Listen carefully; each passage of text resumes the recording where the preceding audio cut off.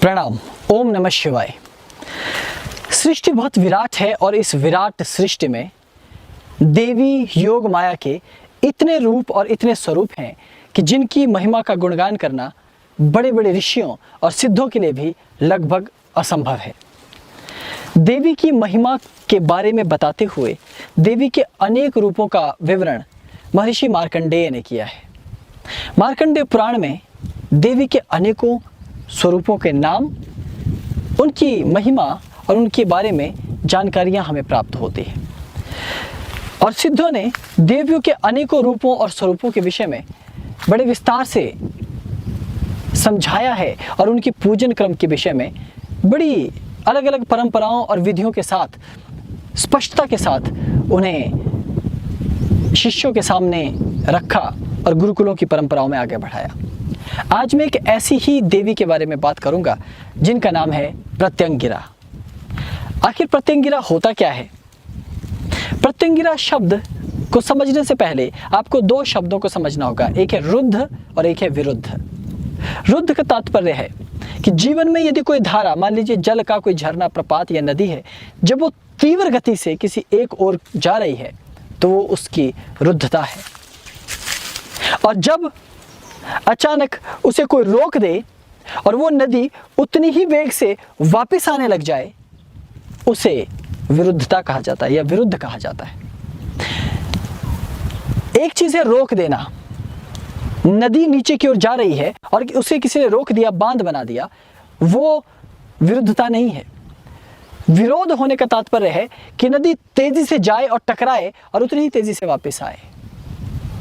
तो योग माया जिसने संपूर्ण सृष्टि बनाई, अद्भुत है ये सृष्टि, अद्भुत है ये वन, ये वृक्ष, ये हम मनुष्य, ये जीव जंतु, ये आकाश, ये पंच तत्व, और भी न जाने इस सृष्टि में कितने असंख्य तत्व हैं और इनके अंदर अनेकों प्रकार के गुण हैं।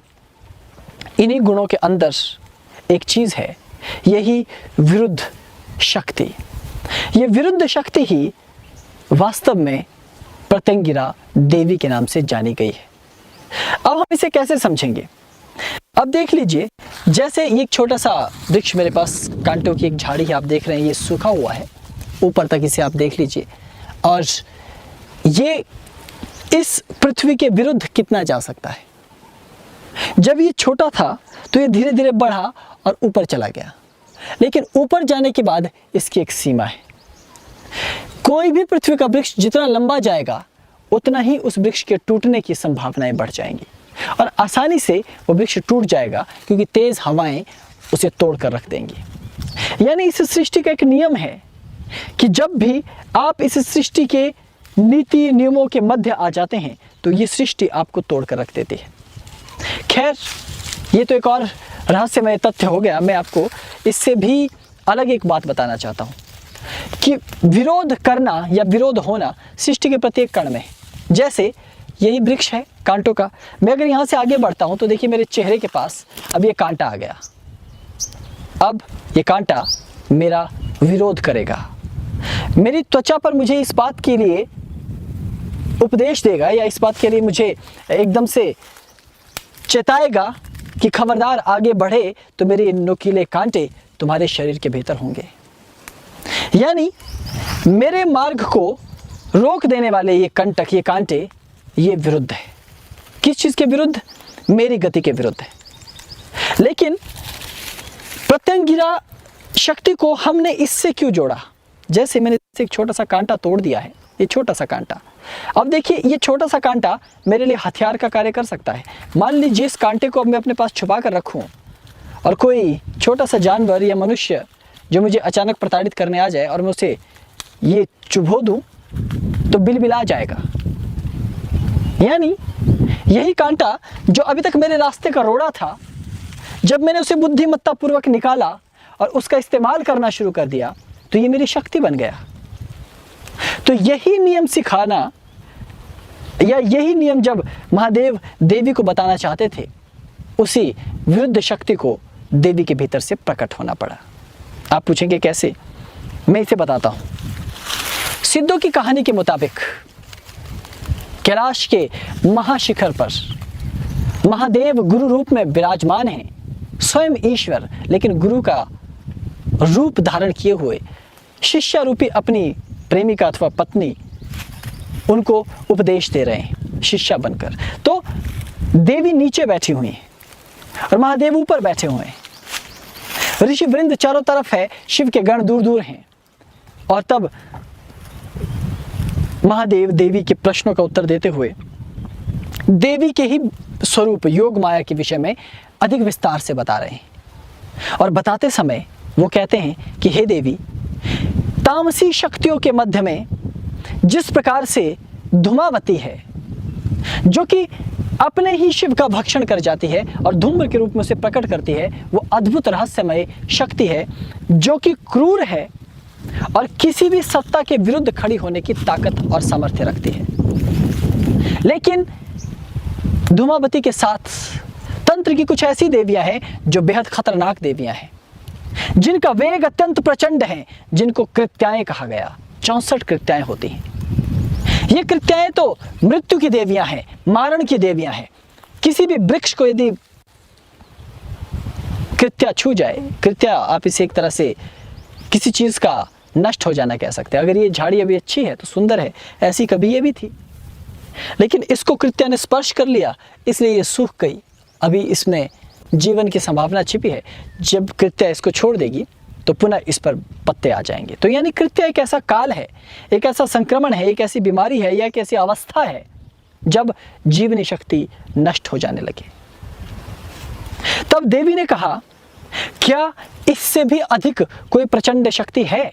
तो महादेव कहते हैं हाँ, कि हे देवी, तुम्हारे ही भीतर छिपा हुआ एक ऐसा स्वरूप है जो विरोध की शक्ति से इतना भरा हुआ है कि उसके विरोध के सामने किसी का ठहर पाना, टिक पाना संभव ही नहीं है। तो देवी ने कहा कि मैं अपने इस स्वरूप को देखना चाहती हूं। तब भगवान देवी को नेत्र बंद करने को कहते हैं और उन्हें मांत्रिक दीक्षा संपन्न कर अपने भीतर यंत्र ज्यामिति का ध्यान करने को कहते हैं और अपने ही भीतर मंत्र का ध्यान करते हुए अपने आप को योग के गहन अवस्था में ले जाने का उपदेश देते हैं। तो देवी जैसा जैसा महादेव कहते हैं, देवी वैसा ही करते चले जाते हैं। और तब देवी के नेत्र क्रोध से भरने लगते हैं, उसमें तमस तत्व छाने लगता है और धीरे धीरे देवी के नेत्र बहुत गर्म हो जाते हैं ज्वालामुखी जैसे, और वो नेत्र खोलती हैं और उनके लाल रक्त रंजित नेत्रों में से एक दिव्य शक्ति पैदा होती है जो सीधे ब्रह्मांड में जाकर एक देवी का स्वरूप धारण करती है। ये देवी प्रत्येक तत्व को रोक देती है, वायु को रोक देती है, अग्नि को रोक देती है, पृथ्वी को रोक देती है, आकाश को रोक देती है, पंच तत्वों की गति को रोक कर उन्हें प्रलय के मुख में डालने का प्रयास करती है। तब महादेव कहते हैं, देवी ठहर जाओ, सृष्टि को उसकी गति से चलने दो। तब महादेव के आदेश पर वो देवी पुनः, वो विरुद्ध शक्ति से संपन्न वो क्रूर देवी पुनः वापस माँ पार्वती के अतुलों में वापस नेत्रों में समाहित हो जाती है। तब महादेव पूछते हैं कि देवी, क्या अब आपने इस विरुद्ध शक्ति को जाना? तब देवी कहती है कि हाँ, मैं अपने ही भीतर छिपी इस विरुद्ध शक्ति को अब जान चुकी हूँ। इस तरह से देवी की उत्पत्ति हुई। लेकिन इसके बाद में पुरानी कहानी भी आपके सामने रखना चाहता हूँ। वो ये है कि नरसिम्हावतार हुआ तो वो क्रोध से इतने भरे हुए थे भगवान नारायण कि उन्हें लगने लगा कि मैं कितने बार अवतार लूंगा इस धरती पे और किस किस से लड़ूंगा इस धरती पे, क्योंकि बड़ा अद्भुत है ये अवतार। जितनी बार ईश्वर को अवतार लेना होता है मनुष्य के रूप में, उतनी ही बार असंख्य संभावनाएं होती हैं। कितने लोगों से लड़ेंगे, कितने पापियों से लड़ेंगे। हर बार पृथ्वी पर सुधार किया जाता है, हर बार ब्रह्मांड के कोने कोने में सुधार किया जाता है, पुनः पापियों की संख्या बढ़ जाती है। ये क्रम निरंतर चलता रहता है। तो उन्होंने सोचा कि इस बार तो बहुत हद हो गई, इसलिए मैं इस बार इस पृथ्वी पर हिरण्यकश्यप के वध के साथ साथ अब पृथ्वी पर जितने भी इस तरह के अराजक तत्व हैं, इन सबको एक ही बार में नष्ट ही कर देता हूं ताकि कहानी ही समाप्त हो जाए। लेकिन सृष्टि को चलाने के लिए सबकी आवश्यकता होती है। जैसे आप में से बहुत सारे लोग मुझे प्यार करते हैं, इसी कारण से मैं भी जब मुझे समय मिलता है मैं कुछ न कुछ शब्द लेकर आपके सम्मुख आ जाता हूँ, अपनी साधनाओं को छोड़कर भी आपके सम्मुख आता हूँ और कुछ अपनी बातें और विचार रखता हूँ आपके सामने। और ये ज़रूरी नहीं कि आप मेरी सभी बातों से सहमत हों। मैंने कभी ये प्रयास नहीं किया कि आपका सहमत होना मुझसे ज़रूरी है। तो सोचिए, ऐसे भी बहुत सारे लोग हैं जो मेरी बातों को बड़े ध्यान से सुनते हैं, आप जैसे प्रेम से सुनते हैं और अपने हृदय में उतार देते हैं। और कुछ लोगों को वो बिल्कुल पसंद नहीं आती, उनको लगता है कि कितनी फालतू बात कर रहा हूँ मैं, क्या बकवास बात कर रहा हूँ मैं, क्योंकि उनका मस्तिष्क, उनके नाड़ी तंतु वैसे ही। लेकिन मैंने कभी ये नहीं सोचा कि ऐसे फालतू लोगों का वध हो जाए या ये नष्ट हो जाए। मैं तो कहता हूँ कि उनका जीवन भी सुखमय हो। कभी ऐसे भी दिन आए कि मैं जो कहूँ वो उनको भी समझ आए, क्योंकि ये सिद्धों का जीने का तरीका है। इसलिए इस पृथ्वी पर तमस की भी छोटी मोटी आवश्यकता होती है, इसलिए सिद्ध कभी उस तमस के विरुद्ध नहीं गए। लेकिन भगवान नारायण इतने क्रोधित हो गए कि उन्होंने कहा कि अब ऐसे किसी भी तामसिक व्यक्ति को मैं छोड़ने वाला नहीं हूँ। तब उन्होंने नरसिम्हावतार के साथ जब हिरण्यकश्यप का वध हो गया तो सभी तामसी तत्वों का प्रतिरोध करना शुरू कर दिया, और ऐसा होने से पृथ्वी का संतुलन बिगड़ने लगा। और जब ये स्थिति आ गई तो देवताओं ने महादेव को पुकारा, और महादेव तब विष्णु भगवान को रोकने के लिए अपना रूप बदल कर गए। तब भगवान विष्णु ने जब ये देखा कि मैं शिव के सम्मुख खड़ा नहीं हो पाऊंगा, तो उन्होंने अपने आप को तामसिक स्वरूप में बदल दिया, अपने आप को तामसिक बना डाला। और उस स्वरूप में आप उसे जानते अच्छी तरह से, उसे कहा जाता है गंड भैरुंड।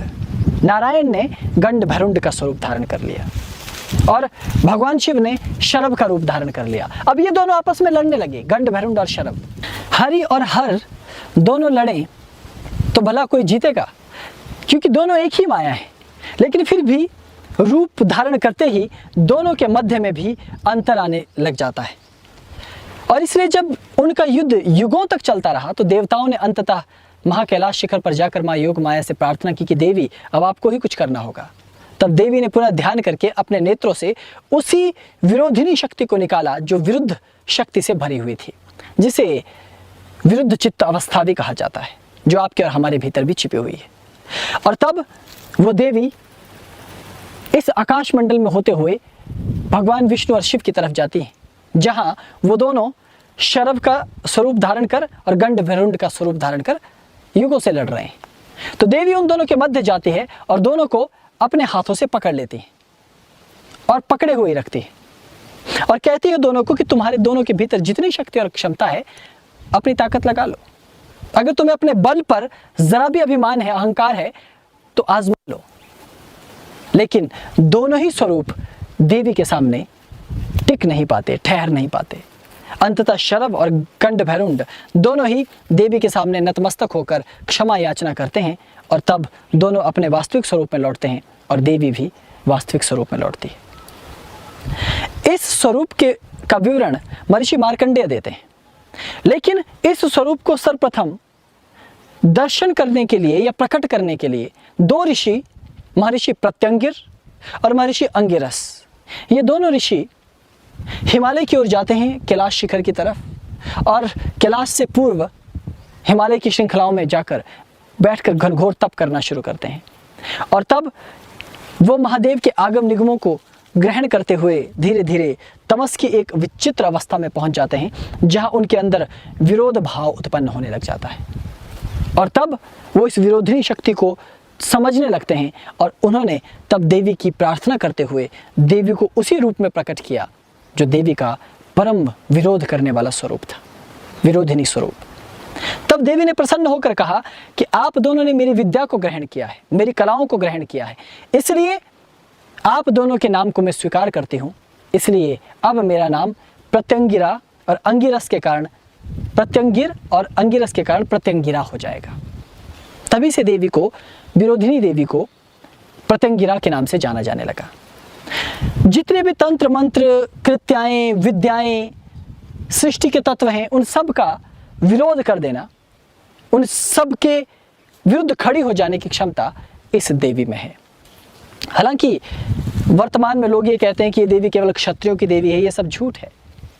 सिद्धों ने इस देवी की साधना आराधना को बड़े विस्तार से समझाया है। और आप तो जानते हैं कि सिद्धों में कोई जाति प्रथा, ऊंच नीच, छुआछूत ये सब होता नहीं।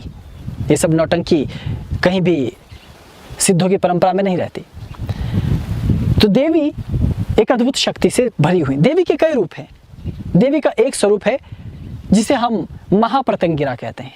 एक है प्रत्यंगिरा, एक है विपरीत प्रत्यंगिरा और एक है क्रूर प्रत्यंगिरा। तो देवी के इस प्रकार से कई भेद हैं। विपरीत प्रत्यंगिरा का मतलब है कि कोई व्यक्ति यदि प्रत्यंगिरा शक्ति का ही इस्तेमाल प्रयोग मेरे ऊपर करे तो मैं देवी के विपरीत प्रत्यंगिरा स्वरूप से उसी प्रत्यंगिरा शक्ति को वापस भेज सकता हूँ। मान लीजिए कोई मेरे ऊपर कृत्या का प्रयोग करे तो मैं उसके विरुद्ध क्रूर प्रत्यंगिरा को प्रयोग में लाता हूँ। इस प्रकार से शास्त्रों में इसका विवरण है। लेकिन ये एक ऐसी विद्या है जिस पे अभी व्यापक शोध कार्य की भी आवश्यकता है, वैज्ञानिक दृष्टिकोण से भी। अगर आप हम मनुष्यों को देखें और हमारे चित्त को देखें तो हमारे चित्त में भी विरोध करना छिपा रहता है। हम कई कारणों से किसी का विरोध करते हैं। जलस के कारण, ईर्ष्या द्वेष के कारण, किसी की ख्याति या किसी का सौंदर्य या किसी का बड़प्पन हमसे बर्दाश्त नहीं होता तो भी हम करते हैं। किसी को बाहुबल दिखाना तो भी हम करते हैं। अपने अहंकार को दिखाना तो भी हम करते हैं। किसी भी तरीके से हम अपने आप को जब प्रदर्शित करने लगते हैं तो हम दूसरे व्यक्ति के विरुद्ध खड़े हो जाते हैं। और कई बार तो आपको पता ही नहीं होता कि आप किसी ऐसे व्यक्ति का जिससे आपका कोई लेना देना नहीं है, आप उसके विरुद्ध भी अपने मन में उसके विरुद्ध खड़े हो जाते हो। तो ये जो विरोध करने की तामसिक चेतना हमारे भीतर है, एक गुण हमारे भीतर है तमस के भीतर, इसको उत्पन्न करने वाली ये तामसी शक्ति प्रत्यंगिरा का ही एक छोटा सा संपुट है। लेकिन ये आपके लिए हानिकारक है, हमारे लिए भी। इससे पाप पैदा होता है। वही मैंने आपको समझाया शुरू में इस कांटे के माध्यम से कि ये कांटा मेरा रास्ता रोकता है, लेकिन जब मैंने इसमें से एक कांटा तोड़ लिया तो अब मेरे लिए वो शस्त्र हो गया। तो आपके अंदर भी विरोध करने की ताकत छिपी हुई है, आपके मस्तिष्क में, आपके शरीर में, आपके नाड़ी तंत्र में, आपके संपूर्ण शरीर में। लेकिन अकारण किसी का विरोध करना, छोटी छोटी बातों पर क्रोधित हो जाना, अपना नियंत्रण खो देना, आपा खो देना, ये बेवकूफ़ी है। लेकिन कोई अन्याय करे, कोई अत्याचार करे और आप मौन रहें, इससे आप कलुषित हो जाते हैं, आपका भीतर का सत्व नष्ट हो जाता है, आप पापी होने लग जाते हैं। इसलिए अन्याय के विरुद्ध अवश्य आवाज़ उठानी चाहिए, वो चाहे कोई भी हो, फिर जितना मर्जी ताकतवर, कोई अंतर नहीं पड़ता इस बात से। तो यही शक्ति जो आपको लड़ने की इतनी सामर्थ्य दे और इस तरह की बुद्धि दे कि आपको कहाँ लड़ना है और किस रीति से लड़ना है, क्योंकि सब ब्रह्मांड के सामने हम बहुत छोटे हैं। 4-5 फुट के हम इंसान 10 फुट 14 फुट आप ही से लंबे तो हो नहीं सकते ना। ब्रह्मांड कितना बड़ा है। आजकल तो हम 6 फुट से ऊपर जाते ही नहीं। विश्व का सबसे लंबा आदमी होगा तो 7 से 8 फुट के बीच होगा, इससे ऊपर वो भी नहीं जा सकता। खैर, आपके भीतर एक अद्भुत क्षमता है जिसको प्रत्यंगिरा कहा जाता है। योगी भी प्रत्यंगिरा की साधना योग पद्धति से करते हैं और तांत्रिक तंत्राचार्य उसकी आवरण पूजा के माध्यम से साधना करते हैं। लेकिन ये प्रत्यंगिरा साधना ऐसी है जिसे महाकवच भी कहा जा सकता है, क्योंकि इसके सामने कुछ ठहरेगा नहीं। मैंने बहुत लोगों को शनिचरों के गुण, मतलब शनि महाराज के गुण गाते देखा है। कहते हैं कि शनि सबसे उत्तम हैं, परम न्यायाधीश हैं। शनि जैसे देवता और महाविद्याओं में मेरी आराध्या भी और जिनको मैं बड़ा प्रेम करता हूँ, माँ धुमावती, उनकी जैसी शक्ति भी जहाँ ना ठहर पाए वो प्रत्यंगिरा है। और जहाँ 64 कृत्याएं भी केवल नृत्य ही करते रहें, कुछ कर ना पाए, वो प्रत्यंगिरा है। इसलिए प्रत्यंगिरा महाविद्या होने के साथ साथ उप महाविद्या के तौर पे भी मानी जाती है और परमा विद्या में उनका महातामसी स्वरूप परमा विद्या के तौर पर माना जाता है। तो इसलिए ज़रूरी है कि आप ये समझने की कोशिश करें कि क्या ये केवल देवियों की कहानी है जो मैंने आपको बताई, या इसका आपके मस्तिष्क के साथ या इस सृष्टि निर्माण के साथ या हमारे जीवन के साथ कोई दूसरा रहस्यमय तत्व जुड़ा हुआ है, या इसका कोई दूसरा अर्थ भी है। इन्हीं सब चीज़ों को जानिए और जानिए कि प्रत्यंगिरा क्या होती है। प्रत्यंगिरा साधना आपको बहुत उच्च कोटि का परम मस्तिष्क और क्षमताएं प्रदान कर सकती है। मैं इससे अधिक और कुछ नहीं कहूँगा, इतना ही कहकर छोड़ दूंगा कि आपके भीतर भी ये तमस तत्व है, लेकिन उसे कांटा निकालकर इस्तेमाल किया जा सकता है अपने लाभ के लिए। और सिद्धों ने वही किया और प्रत्यंगिरा जैसी शक्ति का इस्तेमाल किया है अपने विकास के लिए, सिद्धत्व की प्राप्ति के लिए। और ये कैसे संभव होगा, ये तो अब आपको जानना है। तो आप प्रयास कीजिए प्रत्यंगिरा को जानने का। मैं जल्दी लौटूंगा नई जानकारी के साथ। तब तक मेरा प्रेम स्वीकार कीजिए। अपनी तलाश आप जारी रखिए, खोजते रहिए, सीखते रहिए और अपने जीवन को आनंद से, ज्ञान से परिपूर्ण करते रहिए। ओम नमः शिवाय। नमो आदेश। प्रणाम।